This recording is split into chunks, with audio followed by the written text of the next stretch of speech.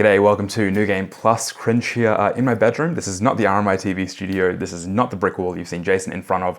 The reason for this is that we're basically taking a break from regular segment shooting, but we've got plenty of stuff to bring you from the vault. This episode is a Japan special, so I've got plenty of stuff from Tokyo Game Show over the years, from 2016, 2019, a feature on Japanese trains, how that's affected Japanese culture, and more of a focus on Densha to Go, I guess, which I think is a pretty good segment. And what episode about Japan would be complete without a Yakuza review? We have Yakuza Kiwami 2, that review from Matt, coming up later in the episode. So let's get straight into it.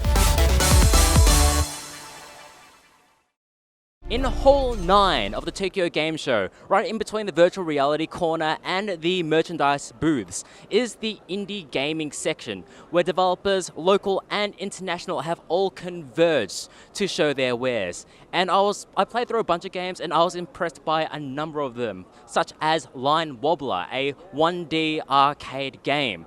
You play using this really unique controller, this handmade thing that was made for the game, on what is basically a single strip of LED lights. You're this little green dot, and you essentially have to move up and down the line and navigate through the various enemies and lava. So it feels kind of like a carnival game in that sense, in that you expect to play through the levels and then eventually just win a plush prize at the end. But I'm surprised at how much design was that they were able to fit on one dimension, on one line. Also impressing me is Headbutt Academy, which is made for the PlayStation VR and other virtual reality headsets. It solves a problem of not having to move around using a controller, because it's on rails and you can pretty much play it from your seat because, as the name implies, you headbutt your way through the game. In that balls are shot at you for whatever reason and you headbutt them through to go through the environment, and we'll find out more about the game as it's released, likely alongside the PlayStation VR, but it is also a novel use of controllers. Also impressing me is a game from the Philippines, Lithium City, an isometric strategic shooter. It just looks really cool. It has this lit 80s neon vibe to it, which may be worn out if not for the fact that it was so well executed in this game. It's combined with the visuals and the soundtrack, and the action itself is extremely tight, even in its stage of development. You're just running around, dodging, and shooting your various weapons to destroy the enemy. So on a gameplay level, it's not particularly complex until you have to navigate through many enemies on screen. So you have to try and take into account positioning, your ammo, as well as the types of enemies and their various weaknesses. I very much look forward to seeing that game as it continues along. Also of interest is Mecha Zoo, which is basically kind of like a Sonic game meets Donkey Kong. It's a side-scrolling 3D platforming game where you can take control of one of three animals, an armadillo, a wallaby, a frog in the demo that I was playing, and you have to use their various abilities to get around the environment. Normally, I'm just going to say, I don't really like Sonic the Hedgehog, and it's simplistic, just run to the right until you win. And this game is kind of reminiscent of that, but there's something about it where it kind of works. It's the variety of switching up between the various animals to try to get to navigate the various platforms. It made me enjoy a Sonic-like game, which is impressive in and of itself. But that's enough from the indie games at the Tokyo Game Show. Right around, of course, is the merchandise booth, so let's get there, shall we? Hey, it's Millie at Tokyo Game Show, and I love merch. So I'm here to talk to you about some merch, and I've already bought some because I'm a disaster human. Come with me, follow me. Also, first of all, look, over there, Detroit, become human. Don't get me started, all right? So this merch stall here is our first one on the list. It's Kojima Productions, and I'd like you to have a look at how they've displayed their Death Stranding merch, because let me just say, it's the most professional one here. It looks like an actual Apple store. That's the feel I'm getting from it. It's beautiful. Seriously. So he's got little itty bitty Neuroid-esque figures of his own design, I'm pretty sure, of his mascot, which are adorable. And he's also got rubber duckies, and he's got Death Stranding t-shirts. And it just feels like really, really hyped up good quality, you know? You're gonna get what you paid for with Kojima. like you always do with Kojima. So, like all of us, we're waiting for Death Stranding, but while we're here, enjoy the merch. Here's our second booth, it's Sane. And Sane seems to contain a lot of Splatoon, a lot of Mario, and there's some Zelda plushies, which are pretty brand new to me, because in Australia we don't seem to get a lot of Zelda plushies, so there's a Bokoblin and a Link plushie, which I'm very, very tempted to buy. There's also a Cappy hat, Luigi hat, Mario hat, you know, just the works of Nintendo. And I'm really, really here for it, because I am a hound for plushies. But I'm gonna be respectful and probably not buy one. And our final booth we're going to be looking at today is Fangamer. It contains an amalgamation of sorts of many popular games, like Undertale, Bomberman, Banjo-Kazooie. I bought a pin. Don't fight me. Other than that, it seems like it's a really well-rounded little booth of cute plushies, pins, badges, Stardew Valley for some reason, but everything that you could ever want from a game is here.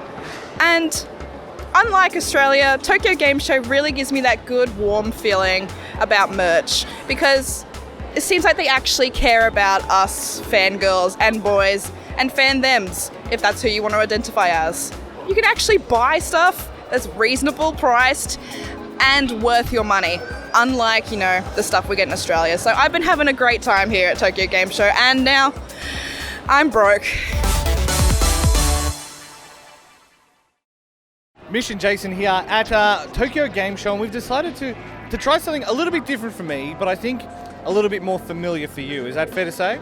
Rude, but maybe. It is a bit rude. We are, of course, talking about VR Kareshi, which is VR boyfriend, of course, in Japanese. Now, I only experienced the one, the daddy, which, you know, that whatever, take from that what you want. You went through 3 of them. Mm-hmm. Yeah, so I did the main guy, a guy who plays piano, and the daddy character.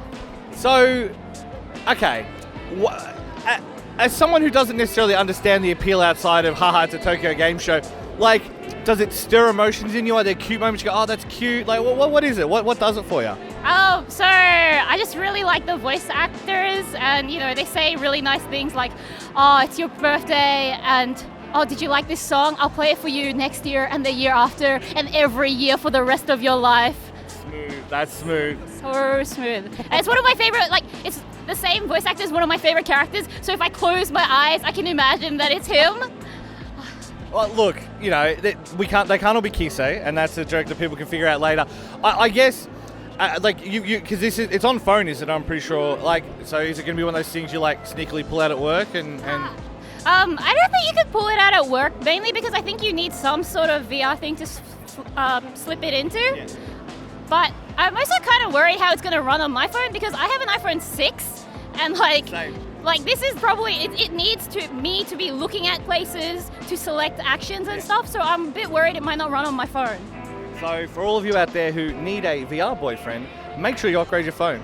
Yeah, I need an iPhone 8 now. And if you're lucky, you can get engaged like Jamie Gleer did. From the sprawling rail network in Tokyo to the high-speed Shinkansen bullet trains, the impact that trains have had on daily life in Japan is hard to miss. What you might not notice at first, though, is the widespread impact that trains have had on Japanese culture. JR, the country's largest rail operator, regularly collaborates with massive pop culture brands like Pokemon and Detective Conan on awareness campaigns and events. Stamp rallies are especially popular, where passengers travel from station to station to collect stamps and win prizes. Other rail operators like Odakyu and Keio operate shopping malls, hotels, and more. And you can step off just about any train, walk into a department store, and buy its model. This isn't just reserved for serious hobbyists either. Children can get their hands on toys to recreate the train lines that they ride to school, and even convenience stores will sell the die-cast model of famous trains to tourists. On top of that, brands like Evangelion and Hello Kitty have had entire train skins designed as promotions. Takara Tomy also recently produced an anime series based on the world of Japanese rail, featuring Shinkansens that transform into giant robots and fight monsters, in amongst an incredibly accurate depiction of Tokyo Rail. Train culture runs thick in Japan, and I love it. This is exemplified no better than in Densha to Go, the train driving arcade game which debuted in 1996. With over 20 releases across arcades and nearly every major console, the series has focused on accessible fun rather than the drive realism of Western train sims. Densha to Go, or Go by Train in English, has covered everything from the infamous Yamamote loop line to smaller train and tram systems throughout Japan. Densha to Go burst back into the gaming scene in 2017 with one of the biggest and most complex arcade cabinets ever produced. With 4 screens, surround sound, touch controls and replicas of real driving controls, Densha to Go once again captured the thrill of trains for serious rail fans, casual players and children. This iteration covers the Tokyo Yamanote and Shuoi lines and has recently been updated to include the Osaka Loop line. Ironically, the prior game to what you just saw was titled Densha to Go Final, a nod to the fact that developers felt the series was over. Clearly Japan wasn't done with it though, and new technology was put to work in such a way that delivers gameplay like no other. And looking around Japan, you can see why people wanted more. Not only does the series click with a lot of other things going on, its accurate depictions of locations allow people to explore them in brand new ways. With the series now under the wing of Square Enix, and increasing interest in new arcade experiences using the latest technology, and a strong live update system, it's going to be exciting to see what happens with the series next. Sega of America have been on fire as of late, listening in on fan demand and dropping 2 games in the Yakuza series last year and dropping a whopping 3 titles this year in 2018, and they are Yakuza 6, Hokuto ga Gotoku, and the focal point of this review, Yakuza Kiwami 2 for the PlayStation 4. Serving as a remaster for the second game in the series released over a decade ago, Yakuza Kiwami 2 follows Kazuma Kiryu once again as he grooms a leader fit to mend the wounded Tojo clan, prevents conflict against Yakuza based in the Western Japan region, and bears the responsibility of his clan's actions towards the Korean Mafia 20 years ago. A huge installment in the series calls for a huge adjustment, and Kiwami 2 doesn't falter in this regard. Most of the game has been rebuilt from the ground up using the same engine that powers Yakuza 6, which ensures it looks and sounds amazing. A few kinks have been ironed out from the previous game, as this marks the second game in the series to utilize this engine, meaning that there's less screen tearing and pop-in for those who are running on a standard PS4 console. For those running on a PS4 Pro, expect even better performance and a much more consistent frame rate. If I can nitpick a few concerns around the presentation, while Yakuza 2 has aged incredibly well considering, the animation assets used from the previous game tends to downplay a lot of the graphical improvements and advancements that Kiwami 2 provides, especially during some cutscenes. Majority of the dialogue is also written and not fully voice acted, so don't get too excited if you were hoping to hear Kiryu exclaim, "I peacocked your mum" out loud. Gameplay speed and momentum has definitely improved too, so if you could stomach the many changes Yakuza 6 brought to the table, expect a system that's real weighty, visceral and satisfying without sacrificing the speed or finesse required to overcome the tougher fights. There's a bigger discrepancy between standard brawls and boss battles in this game, as bosses have multi-layered health bars and are far more challenging to deal with. And this formed one of my biggest gripes with Yakuza 6, as boss fights finished quite quickly to very little fanfare, and Kiwami 2 addresses these faults with flying colours. It's great to see some of the biggest and best antagonists to ever grace the Yakuza series be treated with the respect they most certainly deserve in the remaster. As with most Yakuza games, Kiwami 2 doesn't falter in the sheer amount of distractions available. While some fan favourites and staples like karaoke and darts are there, most of the minigames tend to favour the advancements brought forth by the engine the game uses, such as the asset-intensive clan creator with so many models on screen at once, and the gaudy full-motion stylings of the Gravia studio. Kiwami 2 also marks the return of the Cabaret Club mode and picks up the narrative years after the events of Yakuza 0, which is a pretty nice touch and adds more to the legacy of Sultan Bori and Yakuza's universe. Goro Majima also has a set of playable chapters unlocked throughout the game that leans in on his interactions with Makoto from Yakuza 0, which feels more like it's appealing towards the more recent fans of the series, so your mileage is probably going to vary depending on when you picked up the series. Still, more content is better than less content, as Kiwami 2 is definitely heavier than its release predecessor, Yakuza 6, even if some spots of its second playable area are cut. If you're looking to get the Platinum Trophy, expect over about 50 hours of equally fun and slightly infuriating times ahead. But all in all, Yakuza Kiwami 2 does well as a sophomore attempt with a relatively new game engine. It provides enough bang for your buck and is most definitely worth a revisit for fans of the original release. And if you're tuning in as a recent Yakuza promoter, all the new bells and whistles are sure to complement arguably one of the strongest entries in the series to date. Here at Tokyo Game Show, we've been given the opportunity to check out Romance of the Three Kingdoms 14 in advance. We've got an interview now with the producer. Let's check it out. Romance of the Three Kingdoms, number 14. There's been obviously 13 other games. If it's a series that people haven't played, what is new about 14 that you're bringing to the series with this latest game?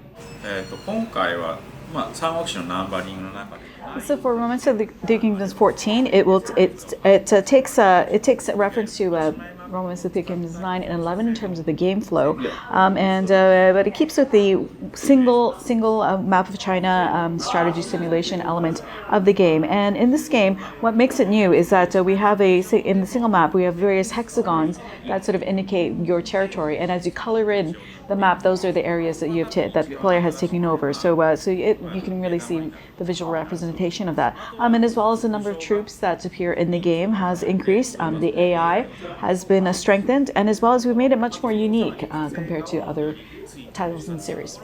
過去のシリーズの中と比べるとユニークな The other one as well is Romance of the Three Kingdoms. You guys do two games that are like well known, set in that similar period. Is there something unique to the Three Kingdoms period that lends itself to Japanese developers like engaging with it in the same way I would say the West has, stories that we like to think, King Arthur and all these kind of myths and legends? It seems to be that this is one that seems to be really popular with the Koei Tecmo team. Is that something that he has any opinion on, I guess? So I think that the Romance of the Three Kingdoms, it is based obviously in ancient China, and really from a sort of the human drama within the game itself. It's quite interesting, and I think that's really a big appeal point of it. And definitely the individual officers, just the way that they're portrayed, their characteristics. I think we find that there are there's a lot of sort of like humanistic, a lot of emotions and a lot of human elements to them that really make them interesting and give them strong characters. So I think, and it's something that you can't imagine that's happening in the current times, obviously because it is based in ancient China and about wars. But really just that dramatic element of like the humans, the interactions there. I think that's something that appeals to people in this generation as well. And I guess the other one as well is there seems to be a lot more strategy games coming out nowadays in that similar vein. Is there always a worry with when you're making an established franchise like Romance of the Three Kingdoms that you want to kind of really make your own mark? Is there something that the team are really happy with that they've brought to 14? I think definitely the characters in this game has really lent itself to make this game quite distinct and make its mark. The series itself is hitting the 35th anniversary, and I think since we portrayed these characters for a long time, in a way, the way that we portrayed the characters may be in a way sort of like a standard of how people view these characters. And I think other titles that use the same source material with the Romance of the Three Kingdoms story, I think some of the visuals might be influenced by what we have created. So I think we might be considered sort of the original creators of the Romance of the Three Kingdoms style games. Is there anything you would like to say to fans of the series, or new or old, who you would want to enjoy the game? So for series fans and as well as people new to the series alike, really we hope that everyone will enjoy this. This really is a simple sort of enjoy coloring in the map. The game, it focuses on taking over enemy territories, and even though it may not sound quite, when you first hear about it, it might not sound quite obvious and you might not quite get the concept, but once you play it, once you try it, and then you can see that you color in spots as you take over territory, it fills up with your color. And I think we hope to hear from players that they had a lot of fun coloring in the map. So even though it is a war game, it is something that we think that everyone will enjoy. So we hope everyone will give it a try.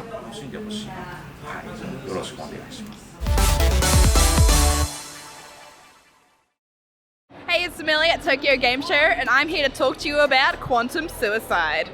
So what this game is essentially a dating sim. That's right, a dating sim, where you get to date your pick of the best anime waifu, husbando, or robot. That's right, I said robot, because this dating sim has a twist. It's in space, on a spaceship, with a murderous AI. That's right, you know it, a murderous AI. Millie's always here to bring you the AI content, because this AI has some bad intentions. Produced by Cotton Candy Cyanide, this game features beautifully rendered artworks of your favorite waifus, husbandos, or AI of your choosing.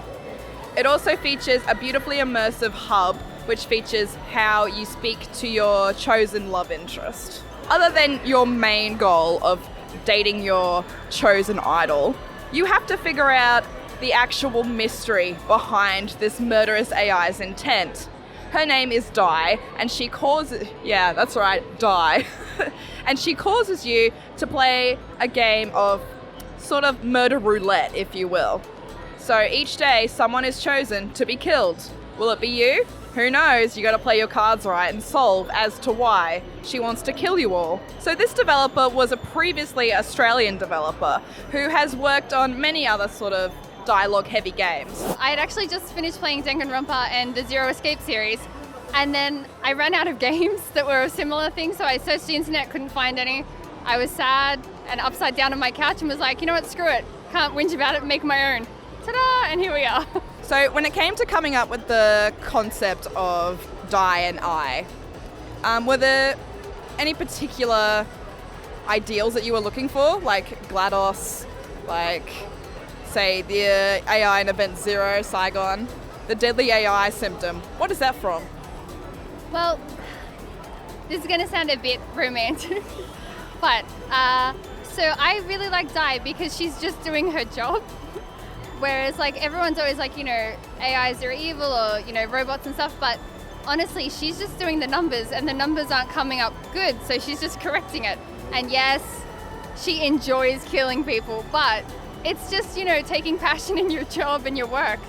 This game, I will say, is quite dialogue heavy, so you need to really concentrate on your choices that you're making. Some choices will offend your potential love interest, some choices will make them more favorable towards you.